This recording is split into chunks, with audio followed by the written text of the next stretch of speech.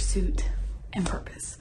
That is what this whole thing is about. It's about how to wake up every day and choose to passionately be in pursuit of all that God has called you to be. So a little bit about who I am and a little bit about myself is I'm 22 years old. I grew up in a little small town. I grew up in church my whole life. My parents are children's pastors. My grandfather is an evangelist. My uncle is an executive pastor at my current church. I grew up around church, just everything, all of it. It's bittersweet for sure. I definitely was the typical pastor's kid. That in itself is bittersweet as well. You have the expectation of being this, amazing person, and then you have this very low expectation of, well, you're gonna fail, you're going to be rebellious, you're going to be all these things. When you hear pastor's kid, what is the first reaction people have? Oh, the pastor's kid, oh Lord, oh bless it. Like, there is such a high expectation and such a low expectation for pastor's kids. I went to a private school for my whole elementary life. And then when middle school hit, I was transferred over to the public school system. Definitely good and bad came out of it. When you go to a private school, it was a Christian school, hearing the word pastor's kid is just kind of like, okay, people don't really, they haven't put that pressure on it. And it's elementary school. Nobody's really, nobody in 5th grade is like, oh, 4th grade, like, oh my gosh, you're pastor's kid. Like, they're just like, okay, whatever, like, your dad's pastor, cool. But when you get into middle school, well, really, when you get into the public school system, it's not as guarded, it's not as protected, it's not as sheltered. Stepping into that, that was when, for me, I started realizing that there was that low expectation for me. Middle school is when I made a lot of my mistakes. It was about 7th or 8th grade, and I wasn't allowed to date till I was 16. So middle school, not allowed to date.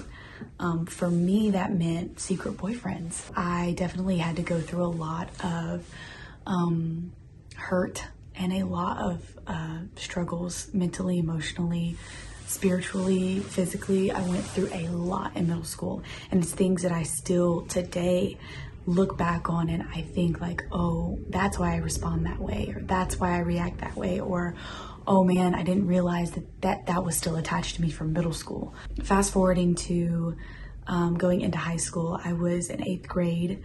I had an incident at school where I didn't need to be there. I actually didn't need to go to the high school. So the way our school was split up, in one building was the middle school, and then you would, in 9th grade, go over to the big kids. I didn't need to be in that atmosphere.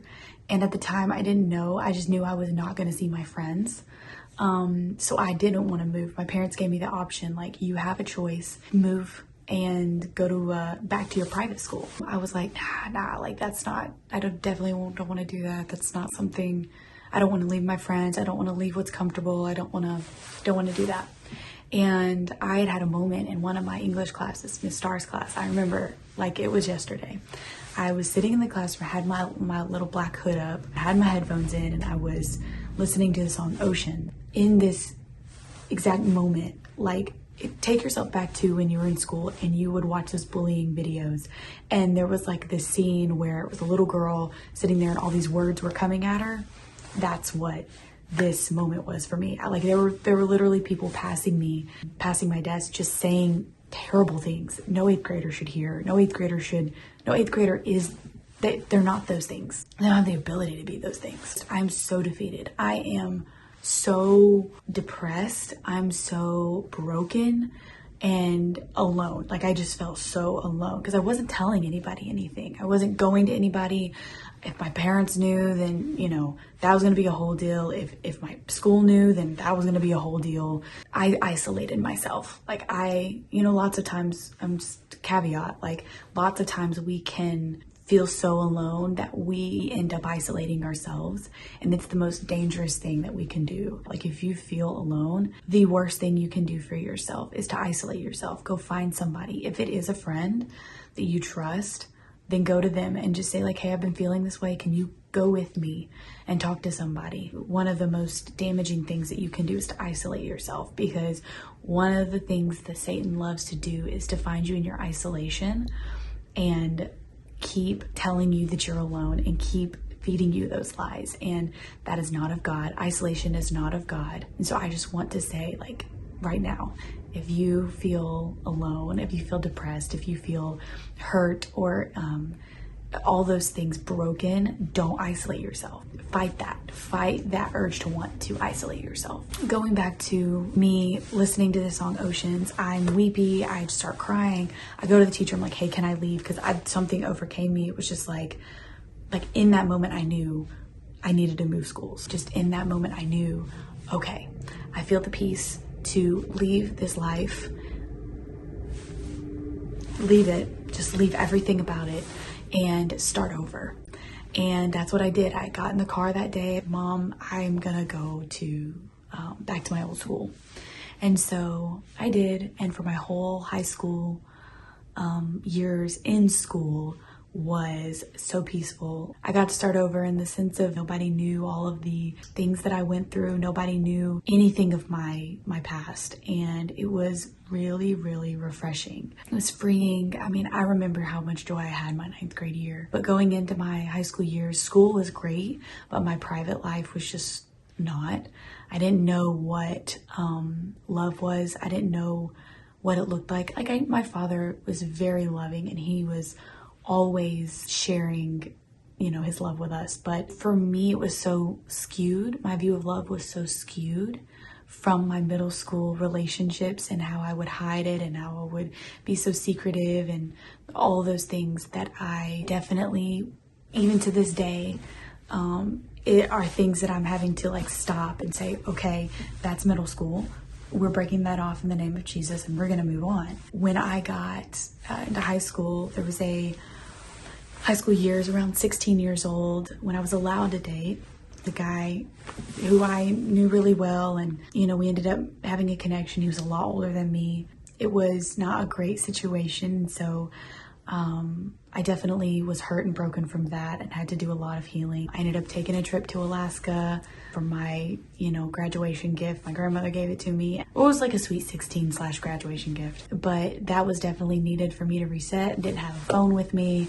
I just had my little camera. I was able to just really refresh and reset. Then the rest of high school was great and freeing and hopeful. I got out of high school and decided to get a Tinder because I was like, you know what? I haven't dated in a long time. Let's just see what this is all about. And I definitely should not have.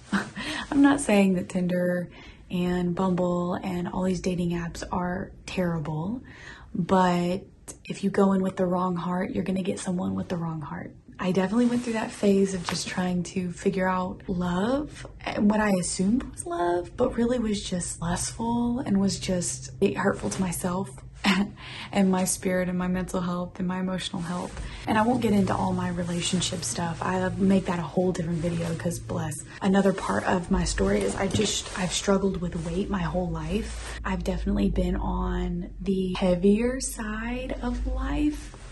Ever since I was a kid. I remember in 5th grade, I don't know how old you are in 5th grade, but 5th grade, I was a kid.